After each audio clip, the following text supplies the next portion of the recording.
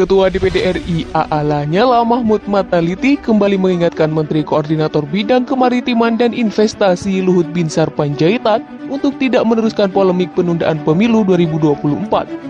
Menurutnya, polemik tersebut bisa memicu kemarahan publik.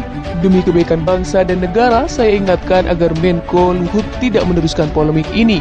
Selain melanggar aturan bernegara, polemik ini membahayakan bangsa Indonesia. Indikasi kemarahan publik mulai terlihat jika ini diteruskan, ujar Senator Asal. Minggu 3 April 2022. Lanyala juga mengingatkan berdasarkan analisa Big Data yang dimiliki, kecenderungan masyarakat senang dengan deklarasi Jokowi 3 periode turun 28% menjadi 23%. Dukungan yang dilakukan oleh beberapa kepala desa kemarin agar pemerintahan Joko Widodo dilanjutkan menjadi 3 periode justru menurunkan tingkat kegembiraan masyarakat hanya pada posisi 28% untuk isu yang sama, terang Lanyala. Menurut Lanyala, di saat bersamaan sentimen publik tengah diaduk-aduk oleh persoalan ekonomi. Dari pantauan Big Data DPD RI, naiknya harga-harga kebutuhan pokok dan rencana kenaikan LPG 3 kg menaikkan perasaan takut masyarakat sebesar 10%, kata Lanyala.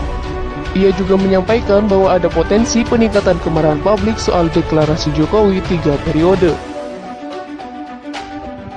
Bulan Maret lalu, saya sudah ingatkan Luhut soal klaim 110 juta pengguna media sosial membahas penundaan pemilu 2024 dan adanya potensi kemarahan publik.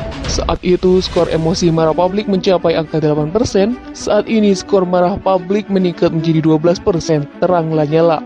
Lanyala menyebut jika skor potensi kemarahan publik ini terus meningkat, tidak tertutup kemungkinan aksi turun ke jalan. Kita lihat mahasiswa mulai bergerak turun ke jalan. Ini menunjukkan jika indikator yang dipakai oleh DPD RI bersesuaian dengan fakta di lapangan. Jika rencana penundaan pemilu 2024 terus digulirkan, tingkat kemarahan publik bisa semakin meluas, tutup Lanyala. Jika rencana penundaan pemilu 2024 terus digulirkan, tingkat kemarahan publik bisa makin luas, tutup Lanyala. Pernyataan Luhut buat prestasi Jokowi dipertanyakan.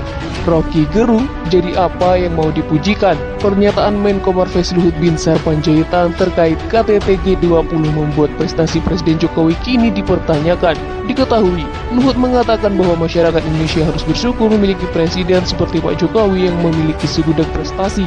Disebut oleh Luhut, salah satu prestasi Jokowi atau berkaitan dengan anggapan Jokowi adalah penjaga keseimbangan dunia. Hal tersebut dinilai berdasarkan agenda KTT G20 dan Indonesia ditunjuk sebagai negara yang memimpin pertemuan tersebut. Menanggapi pernyataan tersebut, pengamat politik Rocky Gerung mengatakan bahwa hal tersebut tidak bisa dijadikan patokan untuk menilai prestasi Jokowi, sebab menurutnya pelaksanaan KTT G20 dilakukan secara bergilir. Alhasil, pernyataan Luhut pun membuat prestasi Jokowi dipertanyakan bahkan sampai dibandingkan dengan para pendahulunya. Kalau kita bandingkan misalnya prestasi Pak Jokowi, apa prestasinya dibandingkan dengan Bung Karno? Bung Karno mengeratkan bangsa ini dengan persatuan nasional, tetapi Pak Jokowi justru memecah belah bangsa ini, ucap Rocky Gerung dikutip dari YouTube pribadinya Minggu 3 April 2022. Selanjutnya dikatakan bahwa Jokowi dinilai menjadi pemecah belah dengan sejumlah aksi separatisme yang terjadi pada masa pemerintahannya.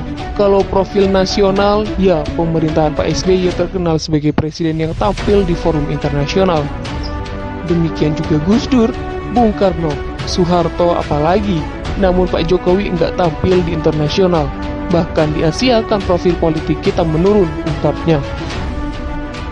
Selain itu, untuk prestasi di negara-negara Islam, menurut Rocky Indonesia biasa-biasa saja. Jadi apa yang mau dipujikan kalau soal demokrasi?